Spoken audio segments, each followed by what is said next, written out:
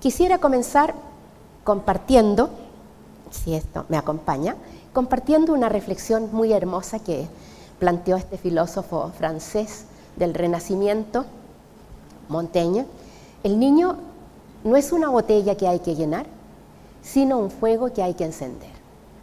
E indudablemente, desde el ámbito de la lectura y de los libros, es un fuego que cada día es más difícil de encender. Y vamos entonces a ver algunas cosas. Desde el punto de vista del cerebro, que lo tenemos aquí muy aplicadamente leyendo, ¿no? El crecimiento intelectual, porque los niños crecen intelectualmente y pueden crecer intelectualmente de manera ilimitada, desde el punto de vista de las neurociencias, el crecimiento intelectual es el producto feliz o el producto desgraciado de la interacción entre la biología y el ambiente. Y cuando nos referimos a niños, tenemos que decir que ambiente es también una armoniosa relación entre interacciones afectivas y culturales. Vale decir, ambiente no es solamente entregarle al niño cultura de manera forzada, de manera sin sentido para él, sino que es entregarle cultura desde la afectividad y desde el encantamiento. Esa es la manera como el niño crece intelectualmente. ¿Qué aporta la biología? La biología aporta el proceso de maduración cerebral, que es una magia increíble, es una magia indescriptible. Durante 21 años el cerebro del niño no cesa de cambiar, no cesa de mutar, está permanentemente cambiando, minuto a minuto. De tal modo que a veces uno mira con simpatía a la mamá que dice: doctora, ¿qué va a hacer de mi hijo? ¿No va a entrar a la universidad? Tiene 4 años y no habla, o apenas habla. Y yo le digo, pero tiene 4 años, le quedan todavía 17, 18 años para madurar. Y el trabajo del cerebro es silencioso, es interno, pero está permanentemente trabajando, ¿no? La maduración cerebral es eso, un cerebro permanentemente en marcha. ¿Qué aporta el cerebro del niño? Aporta la obra gruesa, es decir, las funciones cerebrales que son indispensables para que pueda haber crecimiento intelectual. Las funciones cerebrales no son nada sin el ambiente, pero el ambiente tampoco podría ser nada, o podría ser muy poco si no está la función cerebral madura. Esta obra gruesa neuronal, entonces, va apareciendo gradualmente a medida que el niño va creciendo y se va abriendo a la influencia, a la impronta del ambiente. Entendido el ambiente como interacciones entre afectividad y entrega de cultura. Esta estructura cerebral humana es muy especial. El cerebro humano es tremendamente especial. Como dicen quienes me conocen, dicen que el cerebro es mi primer amor, y yo agrego, y quizá el único, de verdad, porque los primeros amores ojalá sean eternos, y sin duda alguna que llevamos ya mucho tiempo trabajando con el cerebro, develando sus misterios, asombrándonos frente al misterio enorme de este diseño divino, porque cuando uno lo mira y mira cómo funciona, no puede ser obra del azar, ¿no? Hay una mano divina ahí que ha intervenido en este diseño. Bueno, este cerebro tan fascinante aporta funciones que son también igualmente fascinantes y que aquí las tenemos, algunas, porque hay otras más, ¿no? Bueno, yo voy a leer de mi computador porque cuando uno está aquí en la pantalla, como es tan gigante, ¿no? se marea un poco. La imaginación, a mi juicio, para mi gusto, es la gran función cerebral humana. Yo pienso que los mamíferos superiores, algunos también imaginan. No me cabe la menor duda que mis perras, Martina y Aira, imaginan. No me cabe la menor duda que mi gato Mursi imagina. Pero al nivel que nosotros, los seres humanos, somos capaces de imaginar, no lo sé, no estoy tan segura. La imaginación es una herramienta maravillosa y está en franco retroceso. Si no la cuidamos, probablemente de aquí a unos 30 años se va a atrofiar. Y si se atrofia la imaginación, vamos a hacer robots. Porque un robot es perfecto, pero carece de imaginación. De la mano de la imaginación, la fantasía. De la mano de la imaginación y de la fantasía, la magia. De la mano de la imaginación, la fantasía y la magia, el juego. Al lado del juego, llevando al niño permanentemente a la realidad, pero de la misma manera, conduciéndolo nuevamente a la fantasía, el lenguaje verbal. Y el lenguaje verbal al servicio de la fantasía a partir de los libros, ¿verdad? Los libros que encantan, que llevan al niño a esta comarca. La memoria, que permite disfrutar los libros y compararlos con libros que hemos leído en otras épocas, en otros momentos. La creatividad y muy especialmente la afectividad.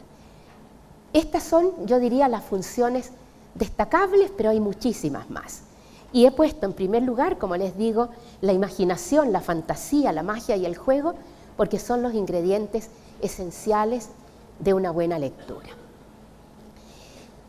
De las funciones cerebrales, a través de la maduración cerebral, van surgiendo los talentos. ¿Cómo podemos definir un talento? Quienes compran o se suscriben a mi revista Calpe y Avila saben que cada número viene dedicado a un talento. Talento lingüístico, talento espacial, talento matemático. Y algunas personas la miran y dicen, qué rara una revista dedicada a los niños talentosos. ¿Por qué no escriben de todos los niños? Y nosotros le decimos con una sonrisa, precisamente nosotros escribimos acerca de todos los niños, porque todos los niños son muy talentosos. Todos los niños nacen con talentos. Estos talentos son como la semilla, ¿no? Cuando uno dice, en esta mano tengo un bosque nativo, alguien dice, estás loca, ¿dónde están los árboles? Bueno, no están todavía, pero está la simiente, están las semillas. Lo mismo pasa con los talentos son la semilla, que está guardando ¿qué? Igual que una semilla que aguarda el sol y aguarda el agua y los nutrientes de la tierra, los talentos aguardan la mano del ambiente, vale decir, de esa interacción feliz o desgraciada entre afectividad, ¿no? y cultura. La mano del ambiente es una mano modeladora. Y aquí tenemos entonces un niño cargado de talentos, expuesto al ambiente, y en este caso el ambiente como un estímulo de forma, de color, de simetría, de distancia, pura información física, pura información sensorial, perceptiva. Y el niño está reaccionando, ¿no? Este talento se está poniendo en acción, está clasificando, está aprendiendo los colores, está aprendiendo las leyes de la simetría, etcétera, etcétera. En contacto con el ambiente, los talentos van a dar origen a las habilidades. Las habilidades son el talento expresado. El talento es una habilidad en estado potencial. Del talento surge la habilidad. Y la habilidad está al servicio de la vida. No está al servicio de la escuela, a pesar de lo que dice el currículo, que dice que los niños tienen que adquirir conocimientos desde sus habilidades. No, las habilidades están al servicio de la vida. Las habilidades le van a servir al niño para la vida, no solamente para la escuela. La escuela pide otras cosas, la escuela pide competencias, que es distinto, pero las habilidades son para la vida, ¿no? Porque si yo sé bailar tango, probablemente nunca voy a poder bailar tango en la escuela, porque no va a haber una academia ni va a haber una presentación, y si yo digo que en la presentación de fin de año quiero bailar tango, me dicen que no, que tengo que bailar cueca. Entonces, ¿verdad? Las habilidades son para la vida, eso es muy importante. Cuando uno forma a los niños, los conduce en su desarrollo y en su maduración, uno los está conduciendo para la vida, no para la PSU, no para el CINSE, para la vida. Ahora, de esas habilidades, algunas de esas el niño las va a emplear, obviamente, para la escuela. Y acá tenemos un niño y sus habilidades, ¿no? Estas habilidades le van a servir para la vida y probablemente algún día partieron así, con la fascinación por los colores y las formas, para luego producir un artista. Todos los niños tienen la potencialidad de ser artistas, deportistas, bailarines, literatos, poetas, pintores, en fin. ¿Qué es el ambiente? Nosotros hablamos tanto del ambiente, los ecologistas hablan del medio ambiente. ¿Qué es el ambiente? El ambiente es esencial en el desarrollo. Ustedes, a lo mejor han escuchado, algunos de ustedes, la gran discusión que hubo en su época entre Piaget y Vygotsky.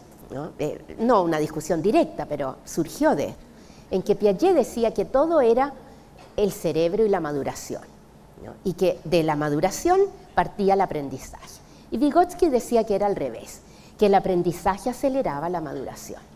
Vygotsky tenía la razón, las neurociencias hoy día lo han demostrado. El aprendizaje, vale decir, el desarrollo de habilidades, acelera la maduración. El ambiente, por lo tanto, es un factor esencial en términos de acelerar los aprendizajes, hacerlos mejores, hacerlos más ricos, hacerlos más complejos y de esa manera favorecer el crecimiento intelectual. A mí me gusta mirar el ambiente como si fuera un escultor, ¿no? El escultor, ¿quién es? Es un artista, es alguien que mira una piedra y ve lo que la piedra quiere decir. El mensaje implícito, el mensaje oculto en la piedra. Se dice que el escultor no hace nada con la piedra que no sea sacar la forma que hay en su interior. Bueno, el ambiente hace eso, saca lo que hay en el interior del niño. Lo malo es que no siempre el ambiente saca lo que hay en el interior del niño, a veces lo destruye, como si un escultor se volviera loco, ¿verdad? Y empezara a dar martillazos y cincelazos sin sentido. Esta acción de escultor del ambiente nunca debe estar exenta de emoción. El niño, para crecer intelectualmente, necesita emoción, necesita afectividad y, por supuesto, necesita cultura. Y ahí tenemos un niño también en sus primeras interacciones con el ambiente. Pero si este niño lo mandáramos a una sala, a un salón vacío, y le dijéramos, aprenda, ese niño moriría y languidecería, ¿verdad? Ya se hicieron algunas de estas experiencias en Japón, por ejemplo, en que se eliminó un sistema escolar y se mandaba a los niños solos con su realidad virtual a aprender. La verdad es que no es así. El niño necesita que en este ambiente aparezca un mediador, aparezca una persona que intencionadamente se instale. Y desde esa persona que intencionadamente se instala en el niño, van surgiendo otros mediadores dentro de los cuales vamos a tener el libro. Pero el primer libro en la vida de un niño es un libro en compañía. Es el libro que viene con la compañía afectiva y la compañía amorosa de alguien mágico que le va a abrir las puertas al niño para ingresar a esta magia y a esta fantasía del libro. Bueno, en este diálogo tan complejo que yo les he diseñado así, esbosquejado, en este diálogo complejo entre la biología y el medio y la cultura, surgen los malos lectores. Y quienes trabajan en las bibliotecas escolares y quienes trabajan con niños saben que los malos lectores van increyendo, van aumentando. Cada año hay más malos lectores. Y por eso es bueno identificarlos. Y sobre todo preguntarnos, ¿será posible encantarlos con la lectura? Porque no es reencantarlos, porque ellos nunca se han encantado. Al revés, miran la lectura bajo sospecha. Y cuando la mamá, a la queja del niño, estoy aburrido, la mamá le dice, bueno, lea. No, qué lata, ¿no? Qué lata leer, entonces no tengo ganas de leer. Por lo tanto, la pregunta es, ¿cómo los vamos a encantar? ¿De qué manera los podemos encantar? Los malos lectores se gestan muy tempranamente. Esto es muy importante tenerlo presente. Nadie que es buen lector se transforma en mal lector. A lo mejor algunas personas aquí adultas o en cualquier lugar que fueron buenos lectores han dejado la lectura por culpa de la pantalla. No tengo tiempo para leer porque tengo que ver las noticias, tengo que ver Reserva de Familia, después tengo que ver Espartaco, y cuando no es Espartaco tengo que ver el reality. Y claro, no te va quedando tiempo para leer. Pero probablemente esas personas nunca fueron reales buenos lectores. Eran lectores, porque el continuo va desde malos lectores o analfabetos, lectores funcionales, a lectores y a muy buenos lectores, ¿verdad? Y obviamente los muy buenos lectores son pocos. Los lectores que leen el titular del diario, La Cuarta, en fin, no más que eso, ¿no? Hay muchos. Y los malos lectores, que son los que estamos hablando ahora, y que nacen muy tempranamente, se gestan muy tempranamente, en los primeros diálogos entre biología y ambiente. ¿Y cuándo ocurren esos primeros diálogos? ¿Cuándo comienza el primer diálogo entre biología y ambiente? Entre los 0 y los 5 años de edad, siendo la edad que va de los 2 a los 5 esencial para formar un buen lector, ¿no? Es ese momento de los 0 a los 5 años cuando todas las experiencias, las buenas y las adversas, quedan grabadas a fuego en la mente de un niño. Y no solamente en la mente, en el corazón también. Los primeros 5 años de la vida son esenciales y son el momento para la fábrica de malos lectores.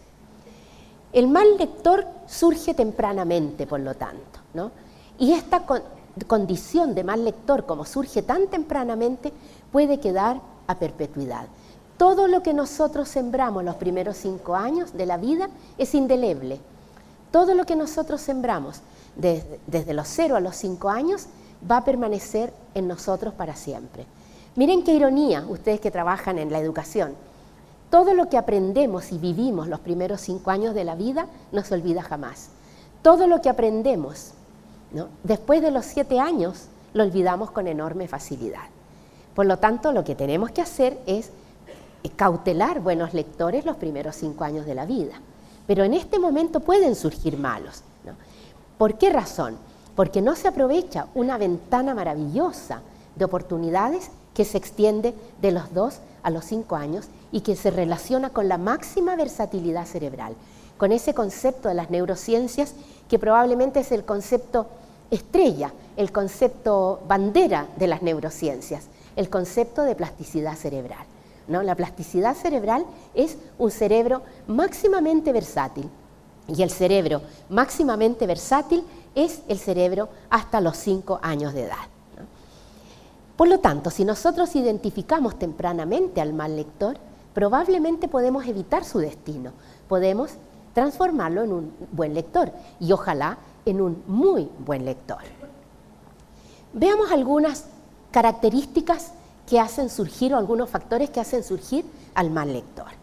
Veamos algo de cerebro, ¿no?, y de ambiente, por supuesto, porque hablar de cerebro sin ambiente es imposible. Como dice acá, ¿no?, el cerebro entre los 2 y los 5 años se encuentra ampliamente receptivo a la impronta del ambiente. Y estos 3 años que se extienden de los 2 a los 5 son cruciales a la hora de la lectura. Es el momento en que tú siembras la simiente de un buen lector, es el momento en que tú siembras la simiente de un mal lector.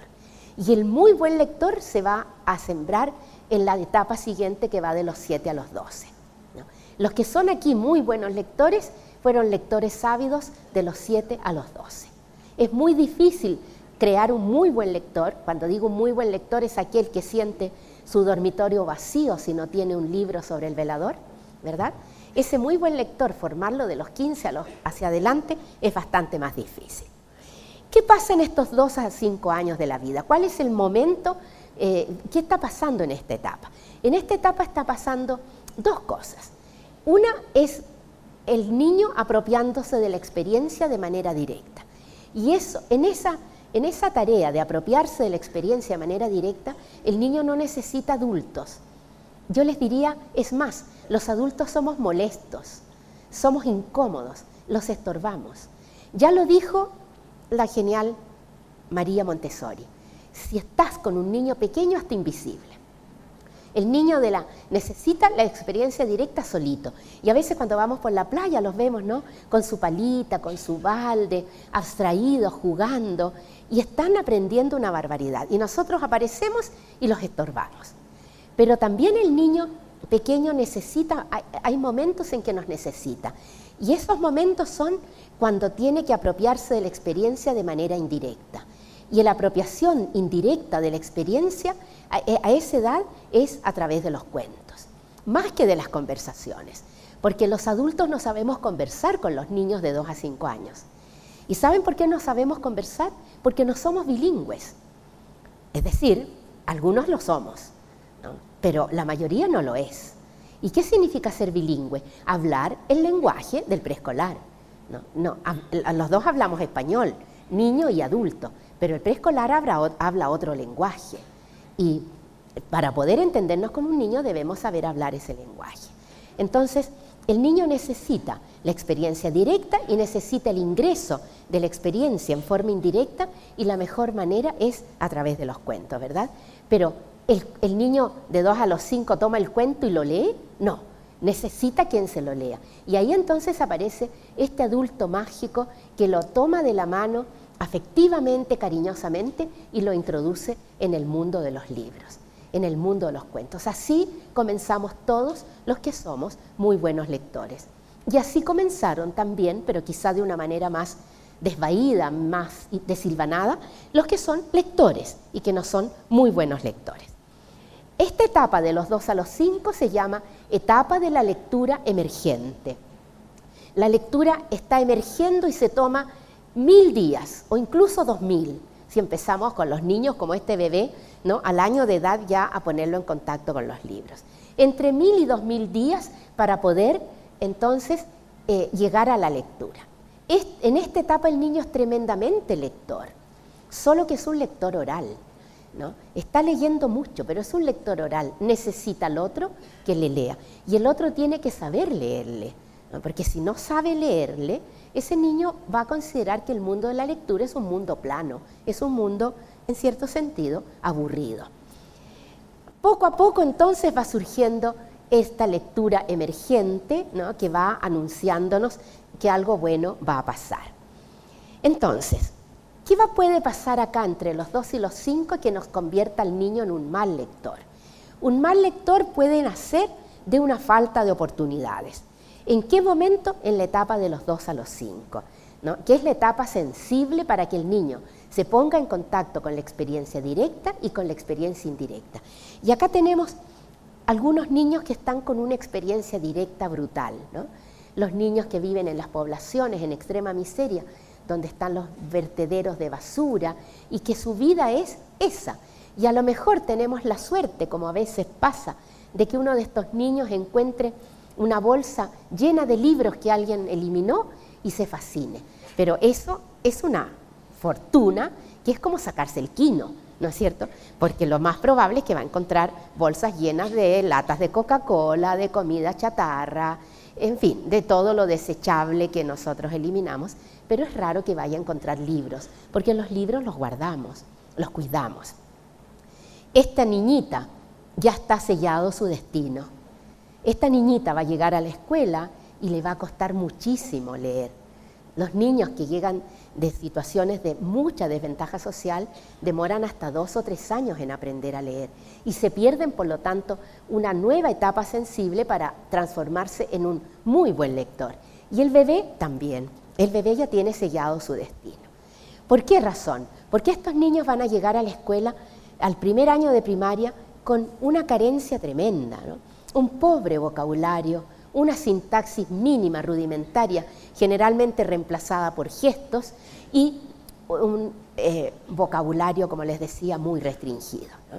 Y además de podas de lenguaje, van a llegar sin tener ninguna familiaridad con los libros. Los libros nos tienen que enamorar y son nuestro primer amor. Nuestro primer amor es encontrar esos libros maravillosos, bellamente ilustrados cuando somos muy pequeños. Ese niño va a llegar a la primaria con un pobre vocabulario, con una sintaxis rudimentaria, sin familiaridad con los libros y probablemente con el alma y con la imaginación embotadas por el dolor y a veces embotadas por el miedo, ¿no? Estos son los niños que nos interpelan. Esto es Chile. Estos son los niños por los cuales tenemos que trabajar, ¿no? Y debo decirles, desde el fondo de mi corazón, que hacemos muy poco todavía por estos niños hoy día en el 2012. Hay iniciativas, todos queremos hacer algo, los miramos con pena, los miramos con pasión muchas veces, pero de lo que estamos haciendo hay mucho todavía que hacer. Sin embargo, no solamente el niño carenciado va a ser un mal lector, hay niños que lo tienen todo. Como decía una niña, mi dormitorio es un potrero, ¿eh? Lo tengo todo, un plasma de 40 y tantas pulgadas, tengo computador, tengo PlayStation, tengo Wii, lo tengo todo, pero nunca hay alguien que me acompañe, ¿eh? Estoy sola. Hay otros niños que van a experimentar la misma carencia del niño que viene de la miseria, a pesar de que viven en medio de muchas oportunidades. ¿Quiénes son? Son aquellos que Esperamos que se apague el celular. Ya. Que sin tener la posibilidad, ¿no?, de un adulto que los encante con los libros, se encantan con la tecnología. Y acá tenemos, quizá un poco dramáticamente, un poco melodramáticamente, la realidad. La realidad, él ya está hasta con la carita, ¿verdad?, del que está hipnotizado para siempre. Y el hermano ya comienza a hipnotizarse. Yo no digo que la tecnología sea mala. Yo lo que digo es que la tecnología debe ser un medio, ¿no? Un medio. La tecnología, y ustedes van a tener conferencias al respecto, la tecnología digital es maravillosa, pero no para embotarle el alma a un niño, ¿no? No para que esté 8 horas en un juego sin la posibilidad de hacer otras cosas. ¿Qué le pasa a un niño? Se embota. Embotarse es como entontecerse, ¿verdad? Y pierde los 2 grandes recursos intelectuales de la infancia. Estos 2 grandes recursos intelectuales de la infancia, que son los más potentes de la especie humana, son la capacidad de imaginar y la capacidad de crear. Y la pierde cuando recién la estaba formando, porque ya después van a venir muchos años de escuela y tenemos que reconocer, lamentablemente, que en Latinoamérica, en toda Latinoamérica, los grandes perdedores en la escuela son la imaginación y la creatividad. Lamentablemente. Entonces, imagínense, en el momento en que estaba desarrollando los 2 maravillosos talentos para preservarlos, luego los pierde y después ya no sabemos qué va a pasar. No sabe jugar y si le pasan un juguete, se aburre, lo tira. Y volvemos a ese niño, ¿no?, del siglo XXI, que va por la casa con una cara de aburrido y dice: mamá, estoy aburrido. Y la mamá le dice: bueno, desabúrrase. ¿Pero cómo si no hay luz? Cortaron la luz. Si no puedo. Y no es que sea de noche, no tiene dónde enchufar algo, ¿no? Enchufar una pantalla. Se vaya y juegue. Mire, ahí hay unas cajas, unos palitos de helado, ahí hay unos envases vacíos. Invente algo. No se me ocurre qué inventar. Ese niño está, como se dice, condenado, ¿no? Ahí tenemos uno que sí está mirando el barco, ¿no? Y a lo mejor el barco es muy valioso, pero él ya inventó un juego de piratas y se fue a poner el pañuelo de la mamá y ahora va a jugar. Eso es un niño. El otro es un robot, ¿no? Ese niño es un robot. Bueno, entramos a la segunda etapa. Hay una segunda etapa sensible. Esa segunda etapa sensible en que la plasticidad cerebral vuelve a ser la reina ocurre entre los 7 y los 11 años de edad. El cerebro vuelve a abrirse a la impronta del ambiente. Se cerró por un periodo, se cerró entre los 5 y los 7 años, estuvo un poquito hermético, pero de los 7 a los 11 o 12 años se vuelve a abrir. Este es el momento crucial, este es un momento en que no podemos desperdiciar y que les digo que de verdad, lamentablemente, lo desperdiciamos de una manera, con una inconsciencia. Si hay alguien inconsciente en el mundo es el adulto en relación al niño. Lo desperdiciamos de una manera tonta, de una manera absurda. Este es el momento en que lo tenemos que aprovechar. ¿Para qué está abierta esta ventana de oportunidades de los 7 a los 12, 11 años? Está abierta la impronta de la cultura. Acá el niño dice: ya me empapé de experiencia, ya me empapé de magia, ya me empapé de todo lo que yo quería saber. Ahora quiero abrirme al mundo, quiero que me hablen de países, quiero que me hablen de osos polares, quiero que me hablen del Amazonas, quiero que me hablen de tigres, quiero que me hablen de aventuras, quiero que me hablen del rey Arturo, quiero que me hablen del mago Merlín, en fin, ¿no es cierto? Eso es cultura. Y bueno, ahora ya tiene una herramienta. Esa herramienta es que ahora ya sabe leer. Y eso es maravilloso. Ahora no necesita a alguien que decirle: mamá, siéntame en tu regazo y léeme, ¿no? Ahora ya no necesita eso, ahora ya puede leer solo. Y ahora necesita otro mediador que es maravilloso, que te sirve de cojín, ¿no es cierto? Nada mejor que leer junto a un perro. Eso es una experiencia maravillosa. Y solo, y sin música y sin tele, por supuesto. Ahora ya el niño puede apropiarse de la cultura. Este es el momento que nosotros llamamos de cristalización. Entre los 6 y los 7 años y 9 meses, 11 meses más o menos, digamos entre los 6 y los 8, cristaliza la lectura. En algunos cristaliza a los 5 y uno que otro por ahí a los 4. Pero el promedio es alrededor de los 7 en promedio.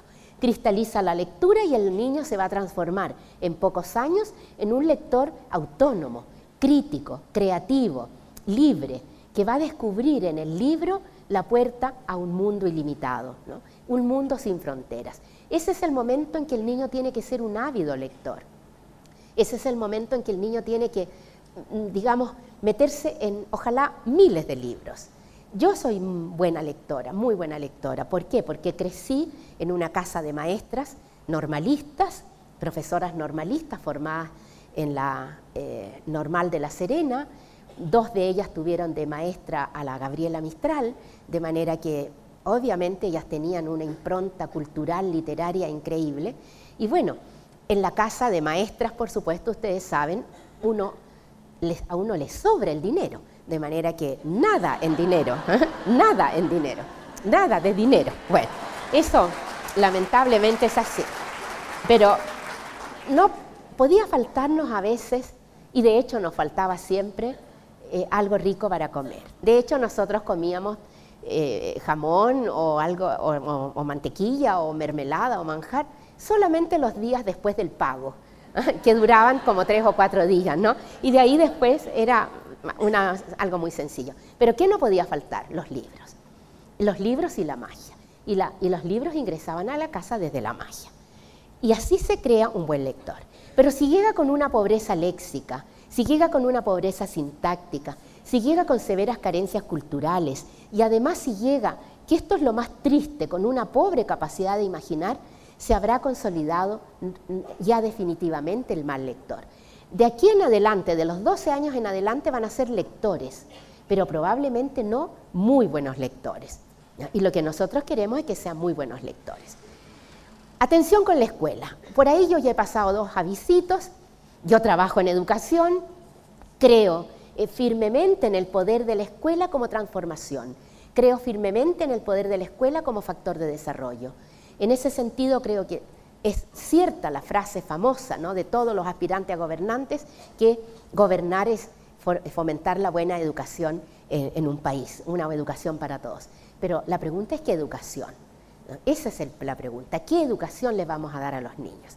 Y desde ese punto de vista yo quiero advertir algo, que a veces la escuela, con la mejor buena intención del mundo, puede desbaratar el naciente impulso a amar los libros que tiene un niño, sobre todo si se comete el error de presionar a leer. Para mí la palabra más aberrante en la educación es lectura obligatoria, ¿no? Porque la lectura obligatoria es como que me obliguen a andar en Transantiago, si yo no quiero andar en Transantiago, ¿no? Yo no quiero andar en Transantiago, yo no quiero andar en auto, yo ando en bici, yo soy ciclista, pero ¿por qué me van a obligar a andar en auto? ¿Por qué me van a obligar a andar en Transantiago? No quiero, pero a los niños se les obliga, a los niños se les obliga a leer, ¿no? Y por lo tanto surge el gran enemigo de amar los libros, que es la palabra deber, lectura obligatoria. Y además en la casa, ¿cómo se les castiga?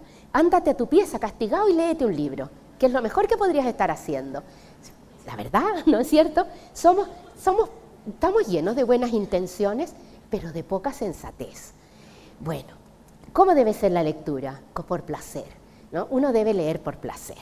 Y acá tenemos, al fin nos encontramos con mi primer amor, ¿no? Este es mi primer amor, aquí tenemos el cerebro, esta es la región frontal del cerebro, la parte de la frente, la región temporal, occipital, parietal, y acá tenemos el maravilloso cerebelo. Y este es el hemisferio izquierdo, y uno comienza a leer con el hemisferio izquierdo. Sin embargo, a poco andar, lee con todo el cerebro, con la emoción, con la magia, con la imaginación. Pero así se empieza a leer. El drama es que el mal lector se queda siempre acá, no sale de acá. Entonces junta las letras, mal entiende los párrafos, mal entiende las oraciones, no puede sino hacer una comprensión explícita del texto, puede decir cómo se llamaban los personajes, pero no por qué llegaron a esa situación, en fin. Nosotros tenemos que impregnar al cerebro de lectura. Esto es para comenzar, pero no puede ser para seguir. Hay niños que están programados genéticamente para ser malos lectores, ojo, y estos niños son transversales a todas las clases sociales. ¿Quiénes son estos niños? ¿Cuántos son? En un aula hay un 7% de niños que, a pesar de ser tremendamente talentosos, que a pesar de ser muy saludables, cumplen los 8 años descifrando la lectura, juntando las letras. Y entre los 8 y los 9 apuran un poquito la lectura, pero no logran la fluidez. Estos niños son un 7% en las aulas. No es menor. Y estos niños, atención, son ignorados.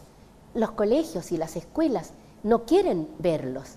Dicen, no, nosotros no tenemos niños así acá en la escuela, pero los tienen, solo que no los quieren ver. ¿Cómo se llaman estos niños? Estos niños son los niños disléxicos, que son un 7% de la población escolar. La dislexia es una condición neuromadurativa que suele pasar desapercibida si es leve, y la mayoría es leve. Por lo tanto, uno pasa al lado de un mal lector y no lo ve, pero que puede provocar en el niño una conducta realmente aversiva a la lectura, especialmente si lo hemos forzado a leer y lo hemos enjuiciado por hacerlo mal, ¿no? Cuando la maestra dice, ya, a ver, ¿quién se va a parar y va a comenzar a leer el texto? Y se levanta una manito. Yo, no Martín, ¿cómo se te ocurre? Si tú lees tan apenas estás leyendo, no, que lea Benjamín, que lee mucho mejor. Entonces el niño va sintiendo que no lo hace bien. Estos niños desarrollan fluidez lectora muchas veces cercano a los 10, 11 años. Este porcentaje de disléxicos, todos quienes trabajan en las bibliotecas escolares deben conocerlos y deben respetarlos profundamente, porque ellos no pidieron ser disléxicos, lo son. Y tienen que preguntarse cómo los vamos a reencantar, de qué manera los podemos reencantar. Y ahí tenemos a uno, ¿no?, que se compró los lentes de lectura, que tienen los ojitos dibujados y por detrás de los lentes duerme, porque no entiende lo que está leyendo, ¿no? ¿Cómo podemos encantar a estos pequeños malos lectores, los que llegaron de sectores de extrema pobreza, los que llegaron sin vocabulario, los que nunca tomaron un libro en sus manitos, los que se pasaron 3, 4, 5 años de su vida conectados a una pantalla? A los disléxicos, ¿cómo los podemos encantar? ¿Cómo podemos hacer que disfruten la lectura? Y muy importante para los que vinieron hoy día a Olmué, no se trata solamente de que lean. Yo creo que muchos de ustedes, la totalidad de ustedes, espero, no vinieron a preguntarse cómo hacemos que los niños lean, porque para eso hay muchas estrategias para que los niños lean, incluso un correazo, ¿no? Pero la idea es cómo hacerlos leer por placer y apasionadamente. Esa es la idea, porque en este siglo XXI tenemos que conservar el placer de leer apasionadamente. Hay gente que escribe tan lindo, ¿no? Yo que soy ratona de bibliotecas, y más que bibliotecas, ratona de librerías, voy descubriendo. Ahora acabo de viajar a ver a mi hijo y descubrí a Henry de Luca. Henry de Luca, un camionero maravilloso. Poesía, pero esa poesía que te hace llorar, en que tú estás leyendo y te están corriendo las lágrimas de emoción y piensas, este es un hombre humilde, un napolitano que creció en la playa, que después se dedicó a reparar camiones, en fin, a conducir camiones después. Qué manera, qué talentoso. O sea, hay tanta gente que escribe bien, pero para saber que la gente escribe bien, tienes que tener pasión, tienes que amar apasionadamente. El encantamiento de los malos lectores tiene un secreto, y aquí se los muestro. Encantar a un mal lector exige olvidar la edad del niño y olvidar su condición de escolar. Vale decir, olvídate que tienes 7, 8, 9, 10, 11, 12, 13 años. Olvídate de eso. Míralo como un párvulo, porque los niños malos lectores son párvulos, naciendo al mundo. Y mi tarea es conducirlos para introducirlos al mundo de la cultura. Entonces, ¿qué tenemos que hacer primero? Despertar su fantasía, despertar su imaginación. No decirle, vaya a la biblioteca y saque el libro tanto y léalo. Y comience a leer en la página 15 y hoy día lee hasta la 31. Y mañana de la 32 a la 45. ¿No? Es al revés. Tenemos que encantarlos y encantarlos desde la magia, desde la fantasía, desde la imaginación. Tenemos que derribar fronteras. Y la pregunta es, ¿y cómo se hace? Yo les digo, por favor, olvídense de su edad. Si yo consigo que en este país, esperamos que se apague,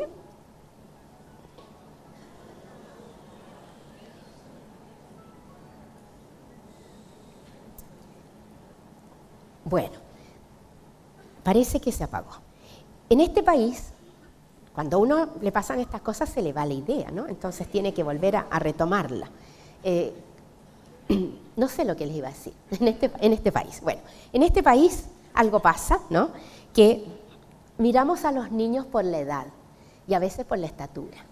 Y de repente hay uno de 11 que ya mide 1,65 m y va corriendo por el pasillo de la escuela y lo reprendemos. Ya, pues, compórtese como grande.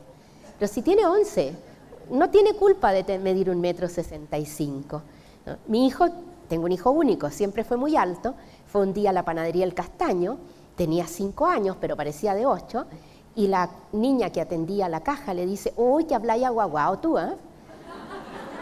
Pobrecito, quedó traumado, me decía, mamá, soy aguaguao, ¿cómo se debe hablar? Y a partir de ese momento pronunciaba las S y hablaba muy bien porque no quería que lo vieran aguaguao. Y entonces le empezaron a decir, oye, que eres nerd tú, ¿eh? Pronuncias tanto, pronuncias mal, o pronuncias raro las palabras. O sea, no había por dónde. Bueno, en este país los tratamos por edad y a veces incluso quisiéramos mirar su carnet de identidad.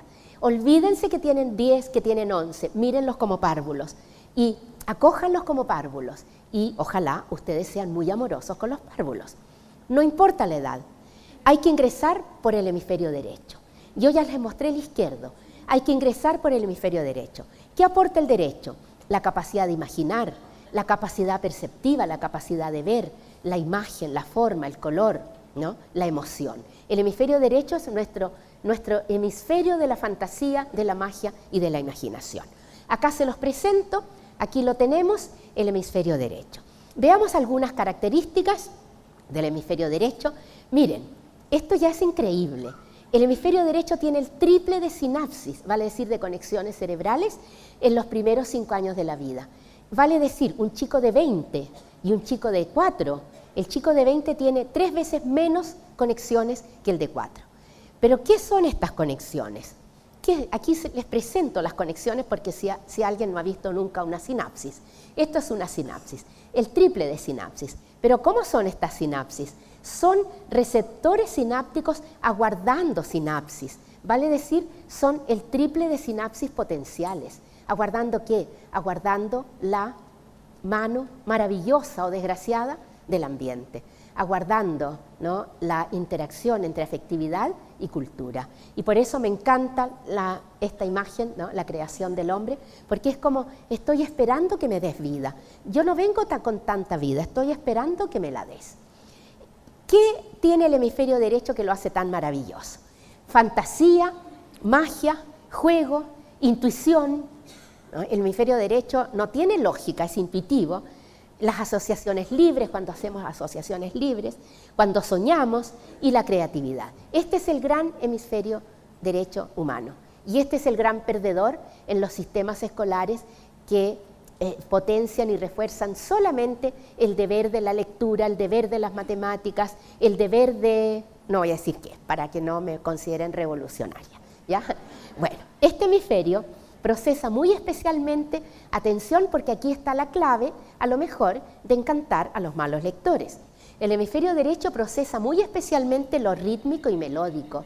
Y por eso acá en Chile tenemos escritoras de cuentos infantiles maravillosas porque escriben rítmico-melódicamente. Y por eso García Lorca es tan maravilloso, porque García Lorca en sus poemas, ¿no?, infantiles escribe rítmicamente. Díganme si hay algo más rítmico-melódico que el lagarto y la lagarta, con sus delantalitos blancos. El lagarto y la lagarta, ¿no?, están llorando con sus pañuelitos blancos. En fin, eso es muy melódico, muy melódico. Lo visual, ver la imagen, no a los ilustradores feístas. Los niños necesitan ilustraciones hermosas.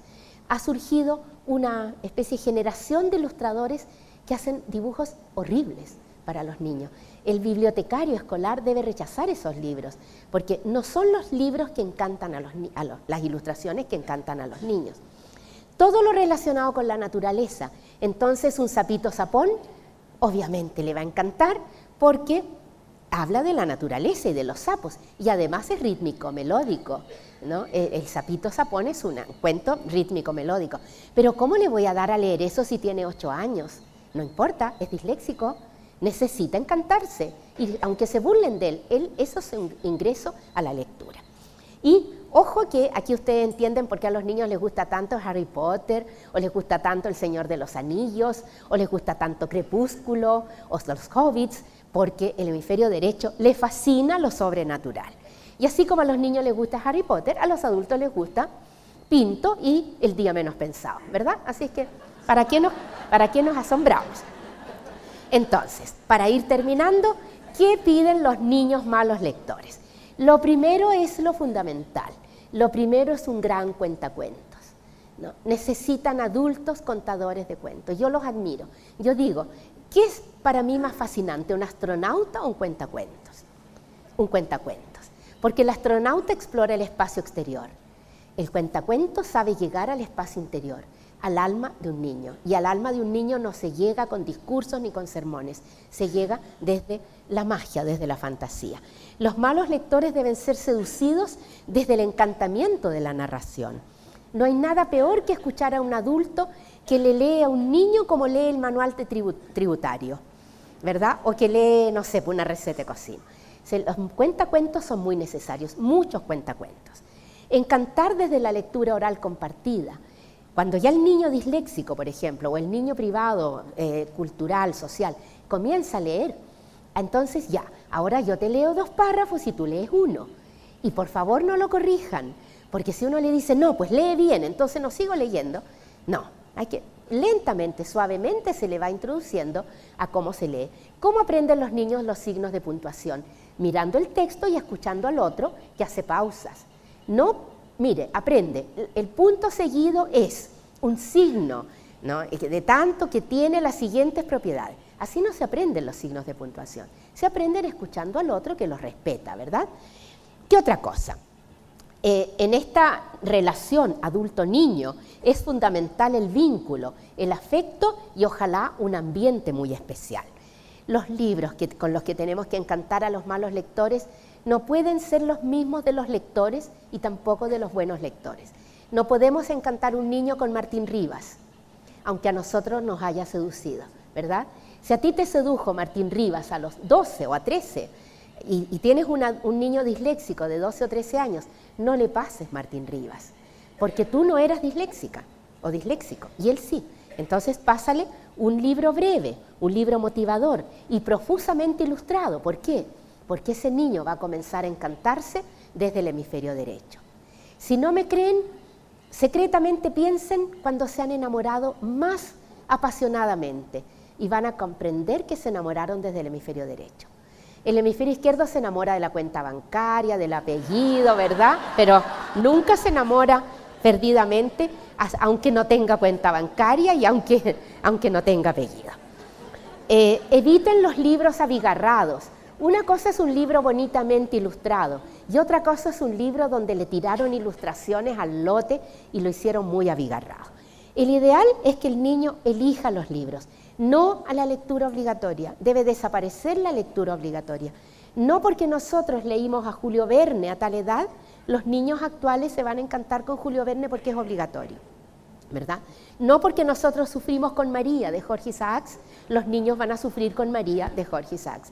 Y no porque más de alguna mujer feminista se encantó con Doña Bárbara de Rómulo, ¿no?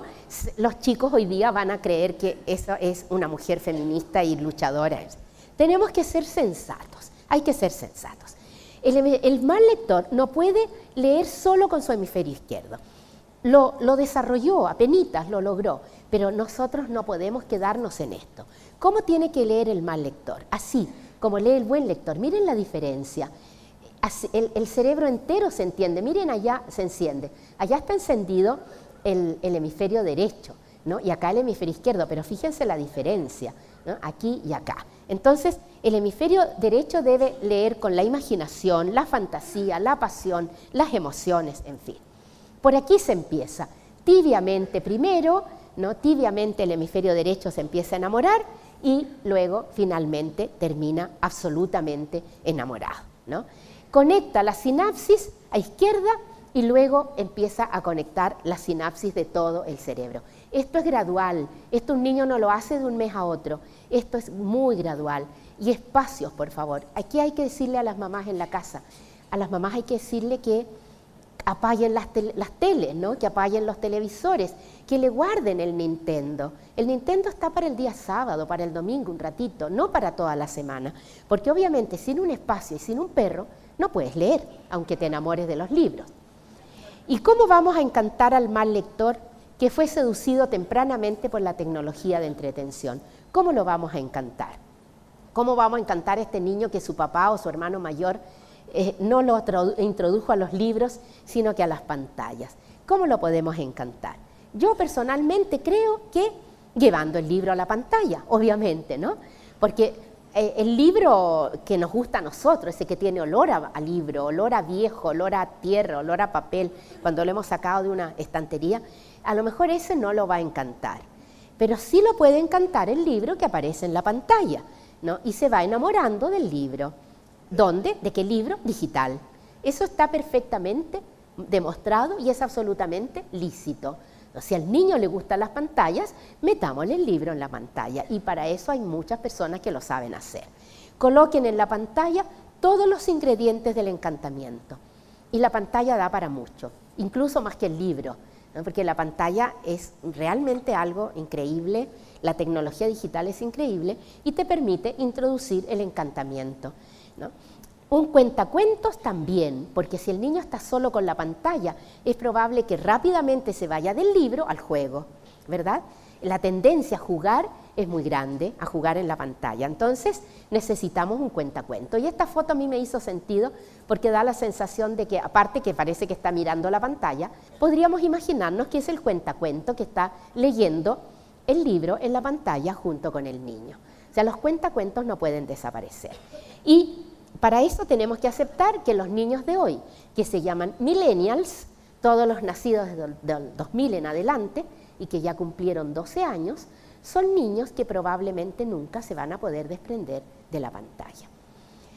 Por lo tanto, haciendo un resumen, los malos lectores vienen de todas partes, vienen de los sectores altos y pudientes y vienen de los sectores más marginales.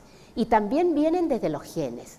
Un 7% de niños viene programado para ser mal lector. Nuestra tarea es encantarlos, nuestra tarea no es obligarlos a leer. Nadie lee por obligación, solamente se lee por amor y algunos leemos por pasión, ¿verdad?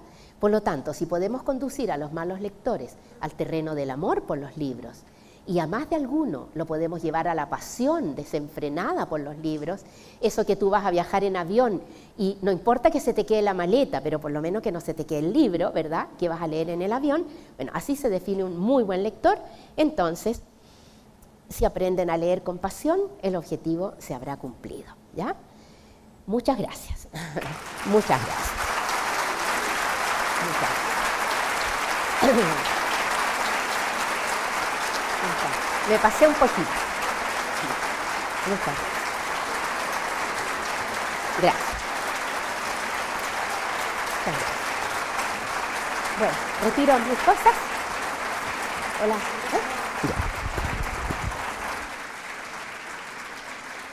Muchas gracias.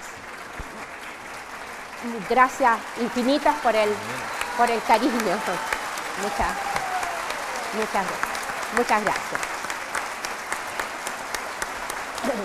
Bueno, muchas gracias.